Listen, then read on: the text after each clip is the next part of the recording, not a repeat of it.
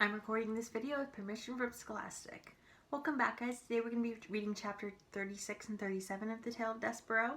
I'm not going to do too much backstory. Those of you who guys are following along kind of know what happened. So remember at the very end we left off with Despereaux crying because he realized that happily ever after is not a guarantee, and it's not necessarily something that's going to happen. And so the suit of armor was empty and he was really sad about that. So that's why we end off with when it says, "Reader, the small mouse began to cry." So chapter 36 is called What Meg Carried. And while the mouse slept, Roscoe put his terrible plan into effect. Would you like to hear, reader, how it all unfolded? This story is not a pretty one. There's violence in it and cruelty. But stories that are not pretty have a certain value too, I suppose. Everything, as you all know, having lived in this world long enough to have figured out that a thing or two for yourself, cannot always be sweetless and light. Listen, this is how it happened. First, the rat finished once and for all the job that he had started long ago. He chewed through Gregory's rope, all the way through it, so that the jailer became lost in the maze of the dungeon. Late at night, when the castle was dark, the serving girl Maigre climbed the stairs to the princess's room. In her hand she carried a candle, and in the pockets of her apron were two very ominous things. In the right pocket, hidden in case they were to encounter anyone on the stairs, was a rat with a spoon on his head and a cloak of red around his shoulders. In the left pocket was a kitchen knife, the same knife that Maigre had used to cut off the tail of a certain mouse. These were the things, a rat and a knife and a candle, that Meg carried with her as she climbed up the stairs. "Gore," she said to the rat, "it's dark, ain't it?" "Yes, yes," whispered Roscoe from her pocket. "It is quite dark, my dear."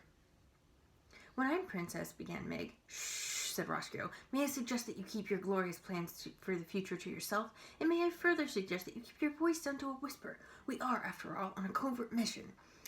"Do you know how to whisper, my dear?" "I do," shouted Meg.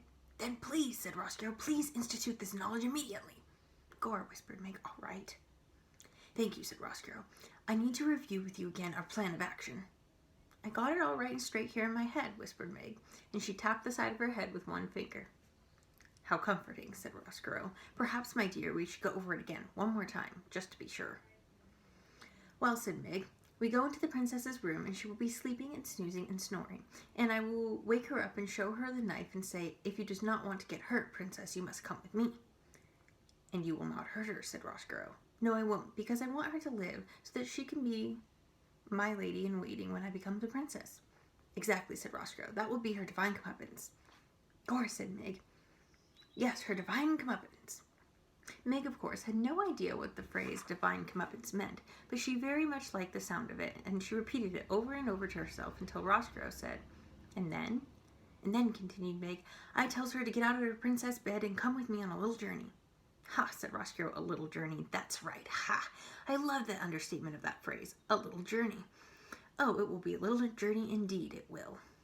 "And then," said Meg, who was now coming to her favorite part of the plan, "we'd take her to the Deep Downs and give her some long lessons in how to be a serving girl, and we'd give me some short lessons on how to become a princess. And when we is done studying up, we switch places. I gets to be the princess and she gets to be the maid. Gore!" Reader, this is the very plan that Roscoe presented to Meg when he first met her. It was, of course, a ridiculous plan. No one would ever, not for one blind minute, mistake Meg for the princess or the princess for Meg. But Maigre, as I pointed out to you before, is not the sharpest knife in the drawer. And reader, too, she wanted desperately to become a princess.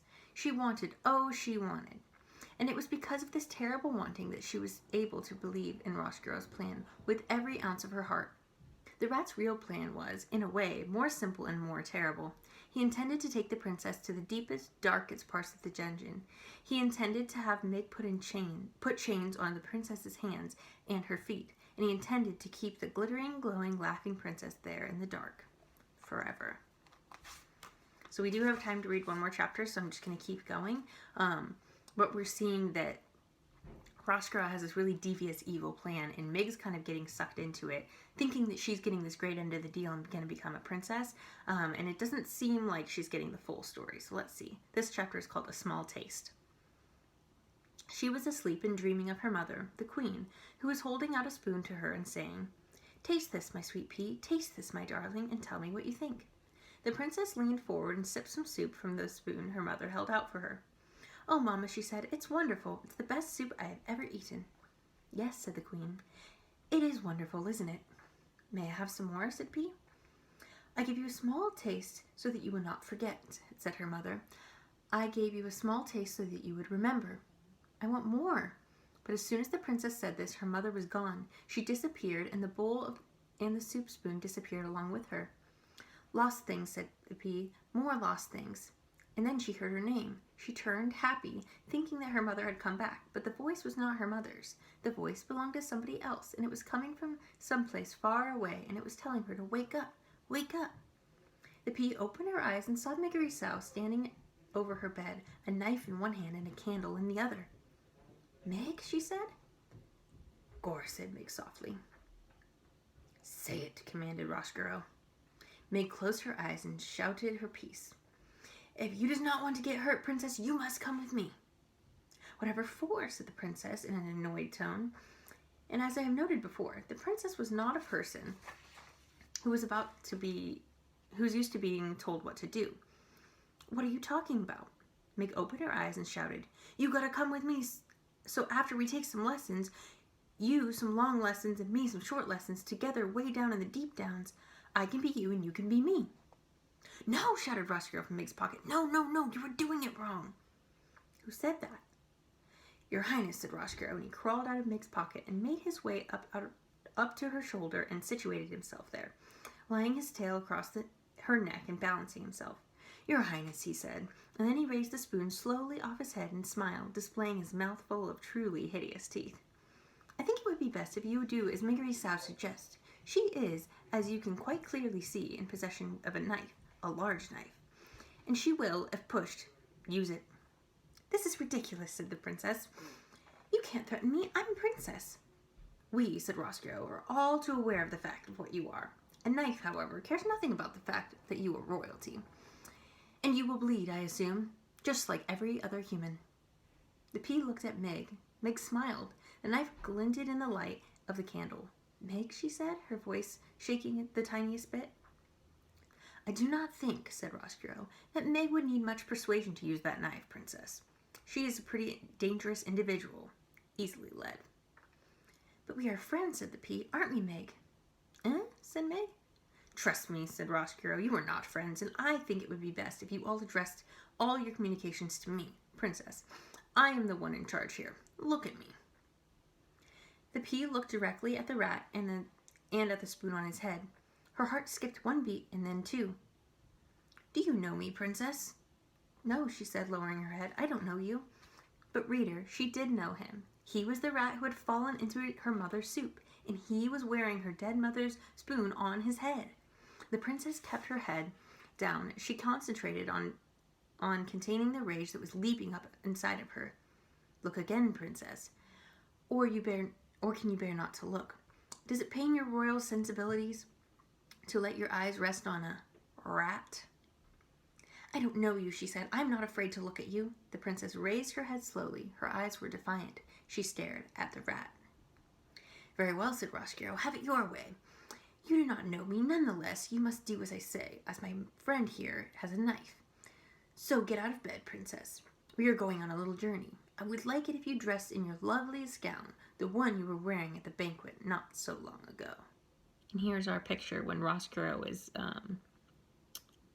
and Meg are sneaking up on the Princess P. "And put on your crown," said Meg. "Put that on your princess head." "Yes," said Roscaro. "Please, princess, do not forget your crown." The P, still staring at Roscaro, pushed the covers back over her head. The P, still staring at Roscaro, pushed the covers back and got out of bed. "Move quickly," said Roscaro. "We must take our little journey while it is still dark and while the rest of the castle sleeps. On, ignorant, oh so ignorant. I'm afraid of your fate." The princess took the gown from her closet. "Yes," said Roscaro to himself. "That is the one, the very one. Look how it sparkles in the light. Lovely." "I will need someone to do my buttons," said the princess as she stepped into the dress. "Meg, you must help me." "Little princess," said Roscaro, "do you think that you can outsmart a rat? Oh, dear Maigre will not lay down her knife. Not even for a moment, will you, Maigre? Because that might ruin our chances of becoming a princess. Isn't that right?" Gore said, Meg, that's right.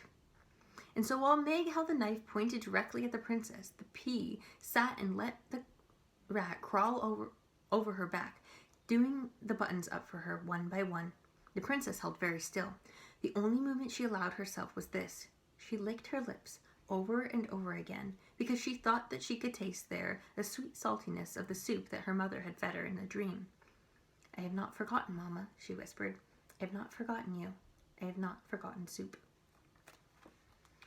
And that's the end of this chapter. So I want you guys to tune in tomorrow to see where this book goes. We're getting towards the end.